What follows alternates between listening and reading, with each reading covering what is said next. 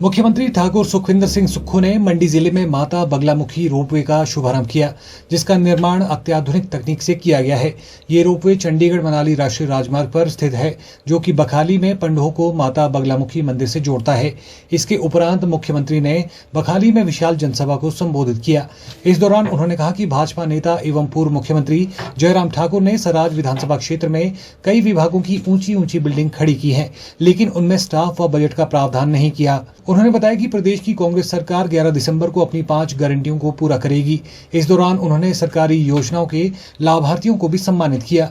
उन्होंने ये भी बताया कि भाजपा द्वारा लगातार टिप्पणियां सरकार पर की जा रही हैं कि सरकार आर्थिक कंगाली पर खड़ी है, लेकिन सरकार मजबूती से प्रदेश में आगे बढ़ रही है। उन्होंने कहा कि आने वाले समय में प्रदेश में विकास की दिशा को सुधारा जाएगा और लोगों को सहूलियत हर योजना के माध्यम से दी जाएगी। इस दौरान उन्होंने सरकारी योजनाओं के लाभार्थियों को सम्मानित किया।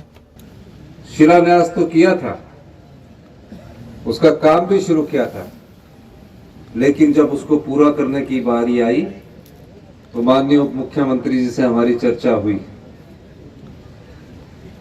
पहले क्या होता था, सरकारें बदल जाती थी और जो उद्घाटन और जो अधूरे काम थे वो वहीं पड़े रहते थे। हमने कहा ये मां बगलामुखी के मंदिर के लिए और सराज की जनता के लिए ये रोपवे है, इसमें पैसे की कोई कमी नहीं आने दी जाएगी और इसके लिए 28 करोड़ रुपए का प्रावधान हमने किया, जिसका आज हमने उद्घाटन किया। माननीय उप मुख्यमंत्री जी मुझे कह रहे थे कि सराज में बहुत बड़ी बड़ी बिल्डिंगें बनी हैं, बहुत बड़ा विकास हुआ है और इतनी बड़ी बिल्डिंगें बनी हैं कि उसको मेंटेन करने के लिए स्टाफ तक नियुक्त नहीं हुआ है। बिल्डिंग बड़ी बनाने का औचित्य तब होता कि वो जनता के काम आए। चुनाव से ठीक 6 महीने पहले जून का महीना शुरू हो रहा था। जून 2022 में पूरे हिमाचल प्रदेश में 900 के करीब संस्थान खोल दिए गए। संस्थान की खोलने की प्रक्रिया ऐसी थी कि स्कूलों की नोटिफिकेशन कर दी कि 10वीं से ये +2 हो जाएगा, यहाँ पीएससी की नोटिफिकेशन कर दी, कहीं सीएससी की नोटिफिकेशन कर दी, कहीं वेटरनरी डिस्पेंसरी की नोटिफिकेशन कर दी, कहीं पटवार सर्कल की नोटिफिकेशन कर दी।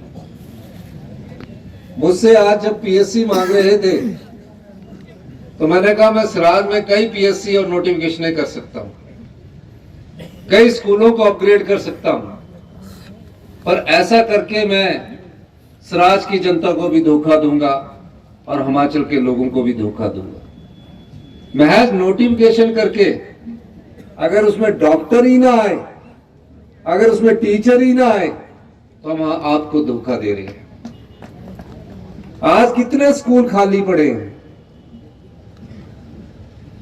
हम आम लोग गांव के परिवेश से आते हैं।